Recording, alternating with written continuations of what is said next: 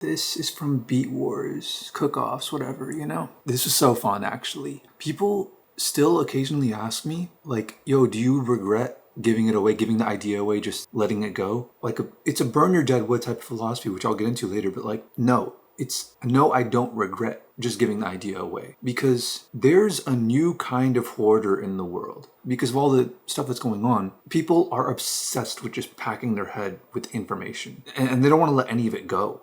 You know, it's a new kind of hoarder. It's a hoarder of the mind. The same kind of philosophy applies to all these things. When I played Legend of Zelda Breath of the Wild, I got like lino weapons and things like that. And then when I beat the game, I had a bunch of weapons in my inventory that I never used, that were my strongest weapons, that I was just like waiting to use for a time that never came, and I didn't get to have fun using those weapons. Because I was afraid of the weapon durability. I was afraid of destroying them and not getting them back, which Breath of the Wild did not handle very well, to be honest. There's an optimized way of doing this in real life, which is like tribe of 150 people or less, and like things like that. And you can intuitively, you know, in a society where there's not so many consequences for, you know, making major changes, you can play around with these things and find your own optimal way of doing things, and meet other people and find other tribes and communicate and live that kind of life. But we don't even offer ourselves the chance to do that nowadays. Most of us, at least. Some of us do. But right now it's just, oh, the internet is where we live. And that is such a terribly optimized game. In fact, it's optimized to do the opposite of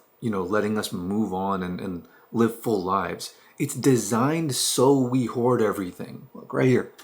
This is my PC. It's just out. It's just hanging out because I'm like cleaning up all this stuff. I'm getting rid of so much. I mean, you can't see it. It's actually like, it's a complete mess. I'm moving everything around. You probably saw, there's a trash bag right there. I just threw another 2 trash bags out of stuff I was hoarding, basically, because I have this, we can call it a sort of micro trauma, like not in a bad, trauma is such a bad word, but it is a sort of like, okay, stop, reset. If I had stopped playing the game Breath of the Wild, if I had just quit at any moment, in fact, if I had quit in the beginning of the game early on without playing the game very much, I would have had the best experience in terms of like getting the most out of it, because I would have had fun, like the most fun, and not have had any regrets about like what I'm doing up until that point. So I go back and I'm like, am I really playing the game in its most optimal way? Like, if I die today, will I have done the things that I wanted to do, or what am I putting off, you know? To me, my ideas are not, they're like, you know, I see people go like, oh, can I have an opportunity? I just graduated med school and I'm looking for a job. I don't want an opportunity for, I want to serve a cause. I want to serve a purpose. That's what matters, not me getting something out of it.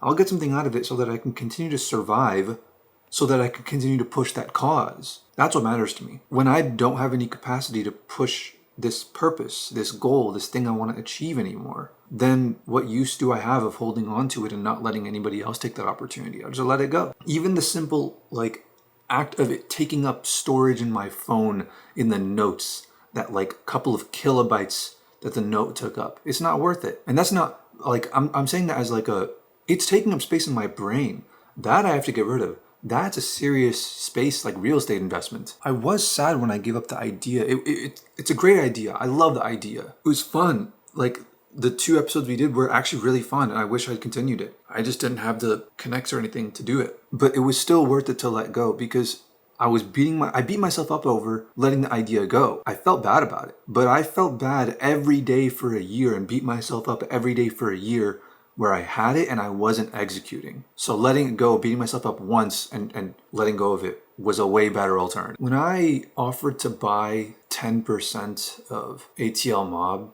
for 10K, he said no, or Rafid said no. But when Autobahn offered to buy 20% of Beat Wars or cook-offs, and we didn't talk about a price, I just gave the whole thing for free. I'm like, there's no need for a price. If you want to do this, you can do it. You don't need to give me anything. You could completely steal all my ideas, and they're not even my idea. I don't want any credit. I just want the thing to exist. I want to consume it. I want to go on YouTube and watch Beat Wars. I just want someone to make it. And I'm like, no one's making it. So I'll just make it. I'll do it myself. But it doesn't need to be me that makes it. I just want the thing to exist. That's my prerogative with these things. The projects I want someone to do them. That's my passion for these things. All these other like rich dudes, they think that they can relate to me when we're so different in that. Like all the people that I talk to, except for like a couple people in my close circle, are so different. They don't even, it's not that they don't allow themselves to think in this way, where it's like the reason why you're doing things is to serve some purpose and to let that idea or whatever be executed to its highest potential. If you're not executing it to its highest potential, then let somebody else do it. Get somebody else who can execute it better than you can. Oh, it's 8:30. I gotta go. Yeah, there's not much to say. I mean, there's a lot to say, but I want to say it in different streams in way more detail. Okay, bye guys.